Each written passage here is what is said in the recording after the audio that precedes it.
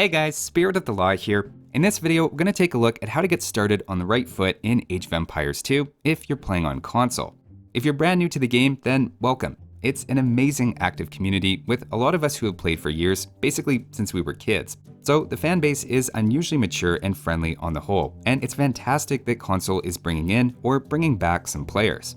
I personally have thousands of hours in this game on PC and a handful of hours on console, and I hope this will help you jump into the game and get off to a strong start.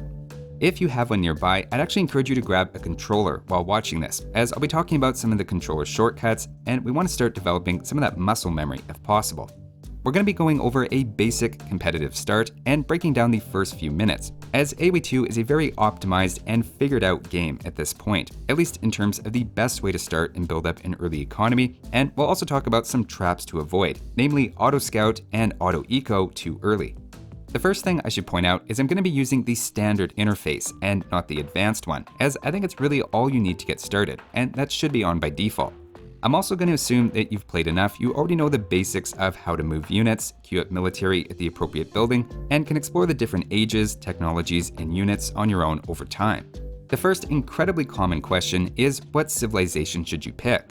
Honestly, it doesn't really matter that much, but personally I would suggest a cavalry civ if you're just starting out. Berbers are a great example, as you get discounted knights, which are the strongest and easiest unit to play in Castle Age. Berbers also have faster moving villagers as well, which is handy for luring boar, which we'll talk about how to do on console.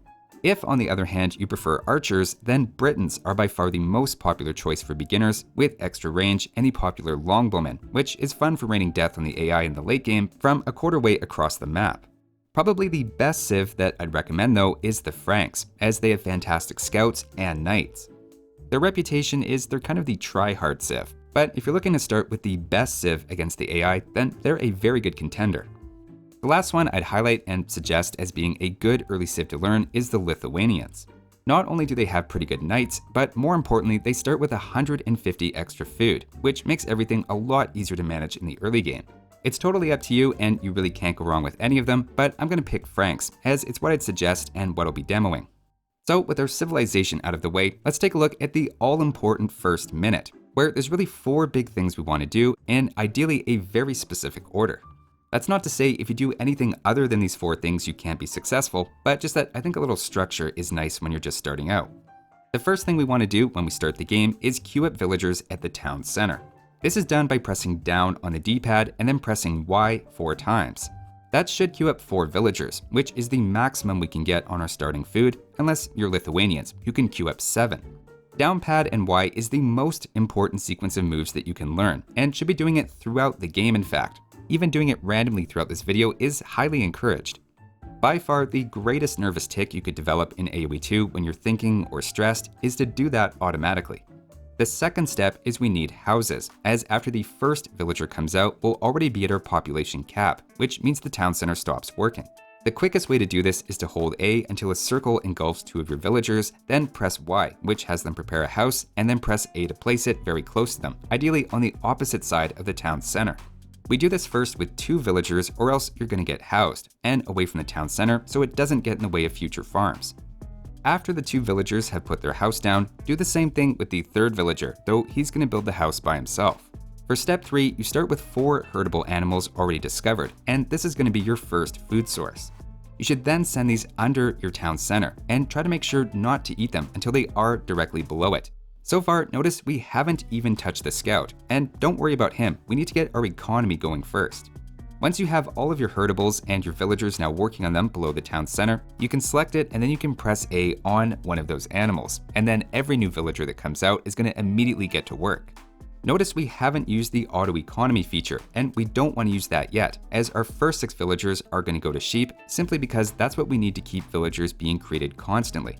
To see a quick recap in real time, to start we queue up a villager at a town center with down pad and Y 4 times, grab 2 villagers, press Y and then A to build a house, grab the last villager, press Y and A to build a second house, and then hold the right pad for a second to grab the sheep, sending them under the town center, and then put all of the villagers onto those sheep once they're done their jobs and as they come out of the town center. Finally, at this point, we can begin scouting. A quick word of warning here is that I know it's very tempting, but don't use auto scout, as it's a complete noob trap. The way it scouts is to go around your town once, and then it runs off into the right corner of the map and works its way left. You still have 2 boar you need to find and 4 more sheep that come in 2 sets of 2. And if you don't find all of those things, you're going to have a hard time in the early game. I know it feels like auto scout should make your life easier, but it's going to make things so much harder 5 minutes from now if you do it and you're missing resources.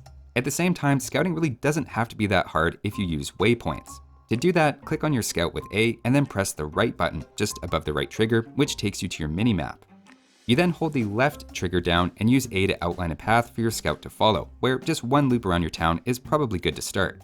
That should be enough to reveal your 2 boar and probably 2 of your 4 sheep, though if you're really lucky, sometimes you find all 4.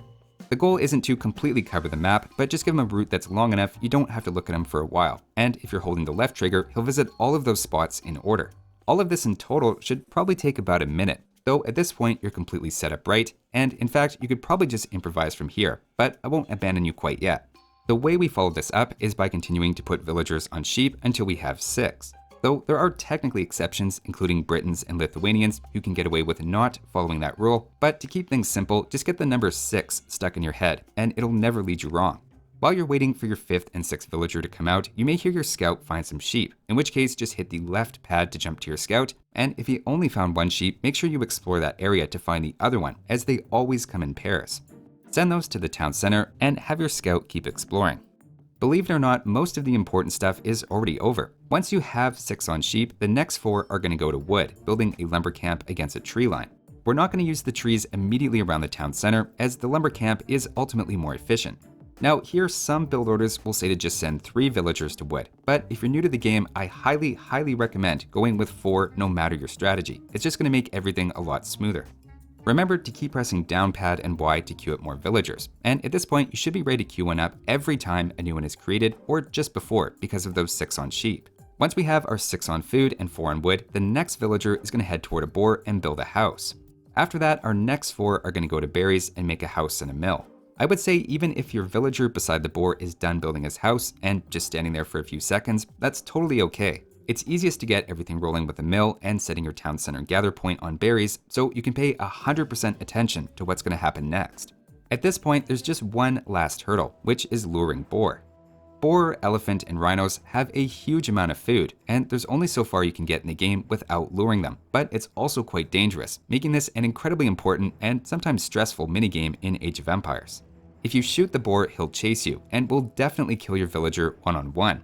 And in fact, even with 4 villagers attacking it, you'll probably lose one. Boar really don't mess around. Likewise, they spawn much too far to send all of our food villagers to gather from them, so we need to bring the boar to your villagers. The way you do that is to shoot it once and then run back to the town center in as straight of a line as you can. Once you're reasonably close, you grab all the villagers under the town center and have them attack it all at once. The boar is going to continue chasing the original villager that shot it, so that particular villager should now take your full attention. Even if you're idling your town center and scout to do this, it's critical to not lose that villager.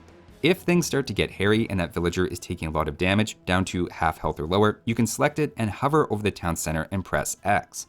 At that point, your villager will jump into the town center, and in fact, I'd recommend having that villager selected just in case you need to pull off that maneuver. Immediately after they jump in, you can safely let them out by clicking on the town center and pressing X again. This does take some practice, but if you do it right, the boar should end up either directly underneath or at least very close to your town center. And ideally, none of your villagers die, though literally everyone loses a villager now and then, especially if it's an elephant or rhino, as they're a little extra dangerous. At this point, you want to make sure your town center is working again, possibly by forcing your villagers to drop off the food they're carrying at the town center, and then keep sending villagers to berries until you have 4. It's at this point and not before that I'd recommend turning on auto economy by pushing down on the right joystick and selecting the food and wood distribution. You don't need any gold or stone to advance to Feudal Age, so you don't really want to pick it up until you've at least clicked up. After this, the world is really your oyster, and just keep pressing down pad and Y to queue up villagers and make houses now and then. Ideally building walls of houses to protect your base and funnel your enemy's units toward your town center. Generally, if you're newer, somewhere between 22 and 25 population, you should have enough food to go to your town center, where you can unqueue any villagers you have by highlighting them and pressing B a bunch of times. After which, you should grab Loom to give your villagers more HP, just in case you're attacked, followed by clicking up to the Feudal Age.